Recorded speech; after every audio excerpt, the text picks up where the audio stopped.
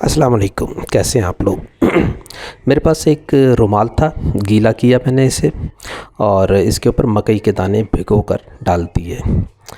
मकई के दानों को एक दिन तक मैंने अच्छे तरीके से भिगोए रखा और आप नोटिस कर सकते हैं कि यहाँ पर आपको छोटे छोटे से बाल नज़र आ रहे होंगे। ये असल में इनकी जड़ें हैं, जिनको एक दिन तक पानी में डुबोए रखने के बाद मैंने इस रुमाल पर बिछा दिया। ये रुमाल गीला है और इसको मैंने गीला ही रखना है। उसकी बुनियादी वजह ये कि नमी अगर बनी रहेगी तो पौधे बहुत अच्छे से ग्रो करेंगे। मकई का चारा बुनियादी तौर पर हमारे माल मवेशियों के लिए बहुत फ़ायदेमंद होता है। स्प्रे करते रहना है आपने इस पे, हर दिन में 3 दफ़ा आपने तकरीबन इस पर स्प्रे करना है। हाँ, सर्दियों में अगर आप चाहें तो इसका स्प्रे कम कर सकते हैं। उसकी वजह ये कि नीचे अगर आपने कोई ऐसा कपड़ा रखा हुआ है तो काफ़ी देर तक उस नमी को बनाए रखेगा, पानी को सोख किए रखेगा, जज़्ब किए रखेगा अपने अंदर। बुनियादी मकसद इसका ये कि आप लोगों को अहमियत का अंदाज़ा हो, पता चले कि आप किस तरह से अपने घर में ही चारा उगा सकते हैं अपने जानवरों के लिए। जानवरों में बकरियां, भेड़ बकरियां, खरगोश, मुर्गियां, ये तमाम जानवर, या गाय, भैंस, बकरी, ये तमाम चीज़ें ऐसी हैं जिनके लिए आप चारा बआसानी अपने घर में उगा सकते हैं। अगर आपके पास 10 बाई 10 का एक छोटा सा रूम है तो आप उसमें इतना चारा उगा सकते हैं वर्टिकल फार्मिंग कर कर, यानी ऊपर नीचे रख कर ट्रीज़ को आप इतना चारा उगा सकते हैं कि आराम से आपकी 3 गाय सारा साल खाना खा सकती हैं, चारा खा सकती हैं। आपको नोटिस करेंगे आपके इसमें आपको जड़ें भी नज़र आ रही होंगी जो कि बड़ी तेज़ी से फैल रही हैं। सिर्फ मकई के दाने ही आपको नज़र आ रहे हैं। यहाँ पर किसी किस्म की मिट्टी का या किसी किस्म के न्यूट्रिएंट्स का इस्तेमाल नहीं किया गया। हाँ, पानी का स्प्रे दिन में 3 दफ़ा किया गया है और ये पानी भी आम सादा पानी है।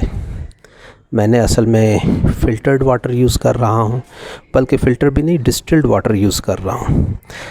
यहाँ पर आप देख रहे हैं इसकी जो जड़ें हैं वो काफ़ी बड़ी हो गई हैं और रोज़ बरोज़ बड़ी हो रही हैं इसकी जड़ें। तने देखें आप, तनों का रंग अभी सही तरह ग्रीन नहीं है। उसकी बुनियादी वजह ये कि इन्हें पहले 2 दिन छाँव में रखा जाता है या कपड़े के अंदर ढक कर रखा जाता है ताकि फंगस परवान ना चढ़ पाए।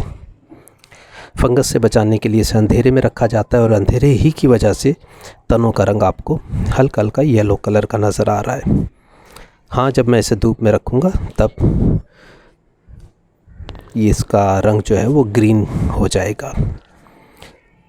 इसमें कहीं कहीं आपको ब्लैक कलर के दाने नज़र आ रहे होंगे। असल में ये फंगस की निशानी होती है। ये ब्लैक कलर में आप नोटिस करेंगे कि इसमें कोई जड़ भी नहीं निकली। उसकी वजह ये कि फंगस ने अटैक कर दिया। इसका मतलब ये है कि आपने दिन में 3 दफ़ा अगर पानी देना है तो इस बात का ख़याल भी रखना है कि कुछ देर खुश्क भी हो, क्योंकि फंगस खुश्की में परवान नहीं चढ़ती। मैं स्प्रे बाकायदगी से कर रहा हूँ। आज दूसरा दिन है और दूसरे दिन में आप नोटिस करेंगे कि मुझे बहुत अच्छा रिज़ल्ट मिल रहा है। बहुत अच्छे तरीके से मकई ग्रो हो रही है। थोड़ी सी मकई सिर्फ आपको बताने के लिए उगा रहा हूँ ताकि आपको एक तो टेक्निक आ जाए इसकी और कुछ बातें समझ भी आ जाएं। साफ़ सुथरा पानी आपने यूज़ करना है स्प्रे के लिए। उसकी बुनियादी वजह, पानी के अंदर भी फंगस के स्पोर्स होते हैं। जब हम स्प्रे करते हैं तो वो स्पोर्स शिफ्ट हो जाते हैं इन बीजों में और फिर वो आपके बीजों को ख़राब करना शुरू कर देते हैं। रूट्स आपको नज़र आ रही हैं, काफ़ी लंबी हो गई हैं, लेकिन इसके साथ साथ शूट्स भी नज़र आ रही होंगी आपको, यानी तने, वो भी बहुत अच्छे से ग्रो कर रहे हैं। धूप में रखना मैंने इन्हें शुरू कर दिया है। तकरीबन 2 घंटे ये लाइट में रहते हैं और यही वजह है कि अब आपको इनका ग्रीन कलर भी वाज़े तौर पर नज़र आएगा। अगरचे खरगोश गाय, भेड़, बकरियां मकई के चारे को बहुत शौक़ से खाती हैं, लेकिन इसके साथ साथ प्रोटीन लेवल चारे में सबसे ज़्यादा मकई ही में होता है। यही वजह है कि ज़्यादा दूध हासिल करने के लिए हम मकई का चारा ही इस्तेमाल करते हैं। अगर मुर्गियों को इस काम पर लगाया जाए तो तकरीबन हफ़्ता लगता है आपको। आप बार बार उस कैंची से या किसी टोके से छोटा छोटा काट कर अगर मुर्गियों को देंगे तो वो पहले दिन नहीं खाएंगी, दूसरे दिन हल्की सी चोंचें मारेंगी और ठीक हफ्ते या 10 दिन के बाद वो दौड़ती हुई आएंगी और खाना शुरू कर देंगी, क्योंकि उन्हें आदत पड़ जाएगी। जिस तरह से मूली के पत्ते खाती हैं या पालक खाती हैं, बिल्कुल इसी तरह से ये भी खाएंगी। चूँकि प्रोटीन लेवल इसमें ज़्यादा होता है, इस वजह से जानवरों का जो वेट है, जो गोश्त है, वो बहुत तेज़ी से बढ़ता है। स्प्रे मैं बाकायदगी से कर रहा हूँ, दिन में 3 दफ़ा कर रहा हूँ। उसकी वजह गर्मियाँ हैं और गर्मियों में ये जल्दी खुश्क हो जाते हैं। यही वजह है कि मैंने इनके नीचे, आप नोटिस करेंगे, एक रुमाल रखा हुआ है। वो इस वजह से कि जब मैं स्प्रे करूं तो इसका इजाफ़ी पानी जो है वो ये रुमाल चूस ले और काफ़ी देर तक इस पॉट के अंदर नमी जो है वो बरकरार रहे, नमी बनी रहे। हाइट बहुत अच्छी चल रही है, ये देखें, काफ़ी बड़े हो गए हैं, जबकि अभी सिर्फ तीसरा दिन है। तीसरे दिन में इसकी जड़ें देखें आप, इस तने को देखें, तो ग्रोथ माशाल्लाह बहुत अच्छी चल रही है। अभी अगरचे ये बहुत छोटे हैं, लेकिन इन्हें तकरीबन 8 दिन लगते हैं। ये 8 दिन तक एनर्जी या न्यूट्रिएंट्स कह लें, ये वही इस्तेमाल करते हैं जो इनके अंदर होते हैं, यानी बीजों के अंदर जो न्यूट्रिएंट्स अल्लाह मियां ने रखे हुए हैं वही इस्तेमाल करते हैं। और 8 दिन तक तकरीबन ये न्यूट्रिएंट्स को इस्तेमाल करते रहते हैं और उसके बाद जब न्यूट्रिएंट्स ख़त्म हो जाते हैं तो वो ज़मीन से लेना चाहते हैं, लेकिन ज़मीन तो हमारे पास है ही नहीं, क्योंकि हम तो इसे एक कपड़े के ऊपर उगा रहे हैं। तो लिहाजा 8वें दिन इसकी हार्वेस्टिंग हो जानी चाहिए, क्योंकि इसके बाद ये मुरझाना शुरू हो जाते हैं, ख़राब होना शुरू हो जाते हैं। तब ये आपकी सारी मेहनत को रायगा कर देंगे। इसका मतलब हर 8 दिन के बाद आप अपना चारा तैयार कर सकते हैं। इसके लिए आपके पास 8 बड़ी बड़ी ट्रीज़ होनी चाहिए। अगर आपके पास 8 बड़ी ट्रीज़ होंगी तो हर एक दिन एक ट्रे में आपने मकई के दाने रखने हैं। अगले दिन दूसरी ट्रे में मकई के दाने रखें, उससे अगले दिन अगली ट्रे में मकई के दाने रखें, और यूं हर दिन जब आप मकई के दाने रखेंगे तो 8वें दिन वो ट्रे जो आपने पहले दिन मकई के दानों की भर के रखी थी वो तैयार हो गए होंगे। वो आप अपने जानवरों को डालेंगे और फिर उसमें अगेन दाने भर कर रख देंगे और अगले दिन दूसरी ट्रे इस्तेमाल हो जाएगी। इस तरह से पहली वाली ट्रे को जब 8 दिन होंगे तो वो भी तैयार होगी और आपका साइकिल बड़े अच्छे तरीके से चलता रहेगा। नोट कर रहे होंगे आप कि मेरे पास जो मकई के दाने हैं वो बहुत अच्छे तरीके से ग्रो कर रहे हैं। हाइट देख सकते हैं आप यहाँ पर कितनी हाइट हो गई। आप इसका कलर दे सकते हैं, ग्रीन है, लश ग्रीन है। यकीनन ये ग़िज़ाइयत से भरपूर होंगे, लेकिन अभी इन्हें बड़ा होने में ज़रा टाइम लगेगा। जब तक ये बड़े होंगे 8 दिन में, तब ये तवानाई से भरपूर होंगे और तैयार होंगे आपके जानवरों के लिए कि वो इन्हें खाएं। बहुत अच्छे से ग्रो कर रहे हैं। मैं बाकायदगी से इनका ख़याल रख रहा हूँ और हर दिन में 3 दफ़ा इनके ऊपर लाज़मन डिस्टिल्ड वाटर का स्प्रे करता हूँ। लेकिन ज़रूरी नहीं डिस्टिल्ड वाटर हो, मेरे पास चूँकि एसी का पानी अवेलेबल है, मैं उसी को स्प्रे कर देता हूँ। लेकिन अगर आप फ़िल्टर्ड वाटर का इस्तेमाल करें वो भी सही है, आम पानी का इस्तेमाल करें वो भी सही है। लेकिन जो आम पानी है उसके अंदर अगर स्पोर्स हुए फंगस के, तब आपके लिए ज़रा सी मुश्किल होगी कि आपका जो ग्रोथ रेट है वो अच्छा नहीं आएगा। ग्रोथ बहुत अच्छी चल रही है, आपको नज़र आ रहा होगा। काफ़ी सेटिस्फाई हूँ मैं इसकी ग्रोथ से। रुमाल भी बहुत काम आ रहा है। उसकी वजह गर्मियाँ थी और गर्मियों में ये बार बार खुश्क हो जाते हैं। तब आपने ख़्याल रखना है कि नीचे कोई ऐसा कपड़ा हो या ऐसी चीज़ हो जो सोख कर ले पानी को। अमूमन ये जो जूट की बोरी होती है ना, जिसके अंदर आलू या प्याज आते हैं, वो भी बिछाई जाती हैं और इसके ऊपर ये दाना फैला दिया जाता है। वो भी पानी को बहुत अच्छा एब्ज़ॉर्ब कर लेती हैं। लश ग्रीन फील्ड तैयार हो रही है।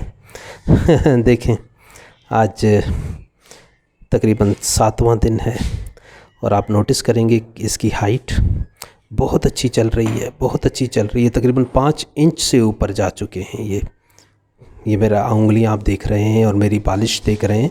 तो एक नॉर्मल आदमी की जितनी बालिश होती है तकरीबन उतनी ही हाइट इनकी है। और हरे भरा खेत तैयार हो गया और चंद दानों से। तो इसका मतलब ये है कि आप अगर बड़ी बड़ी ट्रीज़ रखेंगे तो आप अपने माल मवेशियों को अच्छा और सस्ता चारा जो है वो प्रोवाइड करेंगे। अमूमन खेतों में हल चलाने का ख़र्चा, ट्यूबवेल का ख़र्चा, पानी का ख़र्चा, मेहनत, खेती बाड़ी, हिफाजत, ये सारी चीज़ें और ऊपर से फर्टिलाइज़र का इस्तेमाल तब भी आपको महंगा पड़ता है।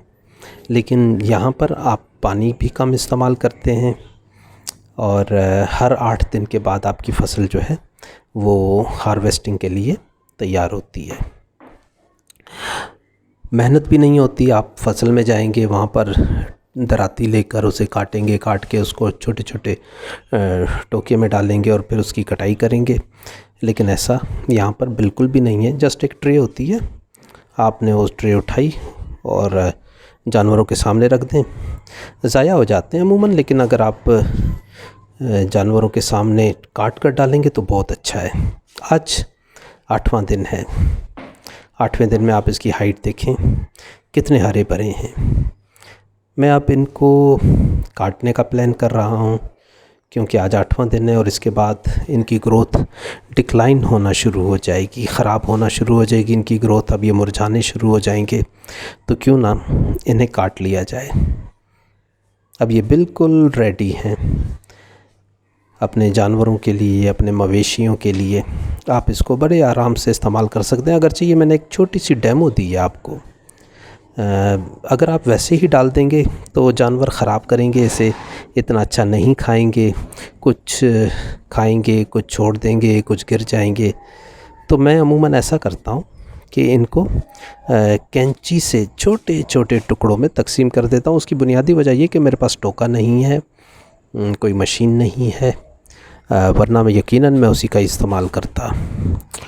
खरगोश, मुर्गियाँ, बकरियाँ, भेड़, गाय, भैंसें, ये तमाम जानवर इसको बहुत शौक़ से खाते हैं।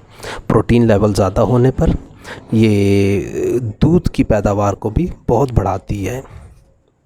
यानी आप अपनी भैंस को, गाय को, बकरियों को अगर मकई का चारा खिलाएंगे तब उनकी ग्रोथ बहुत अच्छी होगी। न सिर्फ ग्रोथ अच्छी होगी बल्कि उनका दूध भी बढ़ जाएगा और दूध गाढ़ा होगा उनका। अक्सर हम मकई का चारा जो फोडर होता है, साइलेज जिसे कहते हैं, हम वो लेकर आते हैं मकई का। तो अगर मकई का साइलेज लेकर आते हैं तो क्यों लेकर आते हैं? उसकी बुनियादी वजह भी यही है कि उससे दूध की प्रोडक्शन अच्छी होती है। क्यों? क्योंकि उसका प्रोटीन लेवल ज़्यादा होता है। अब हमें ख़रीदने की ज़रूरत नहीं है बाहर से, और अपने ही घर में आप बड़े आराम से उगा सकते हैं। छोटे पैमाने पर भी अगर आप प्रैक्टिस के लिए छोटी छोटी ट्रीज़ ले लें, तब जब आपको एक्सपीरियंस हो जाए तो आप उन ट्रीज़ की तादाद ज़्यादा कर दें या ट्रीज़ का साइज़ बड़ा कर लें। जब आप ट्रीज़ का साइज़ बड़ा करेंगे तो आप बड़े जानवरों के लिए आसानी चारा उगा सकते हैं। आपको कहीं जाने की ज़रूरत नहीं है, कहीं मेहनत करने की ज़रूरत नहीं है। अपने एक छोटे से कमरे में एक कंट्रोल्ड टेम्परेचर एनवायरनमेंट और ह्यूमिडिटी कंट्रोल्ड करके आप बड़े अच्छे तरीके से इस चारे को उगा सकते हैं। काफ़ी सारा चारा मैंने काट लिया।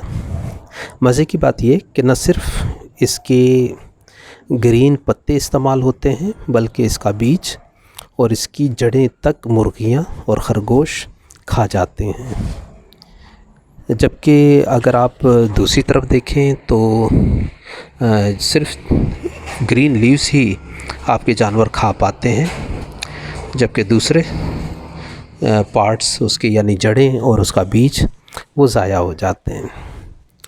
लेकिन उस सूरत में हमारे पास मकई का जो तना है वो काफ़ी बड़ा होता है और काफ़ी ज़्यादा गल्लाम उससे हासिल करते हैं। ये देखें, ये मैंने काट पीट कर सारे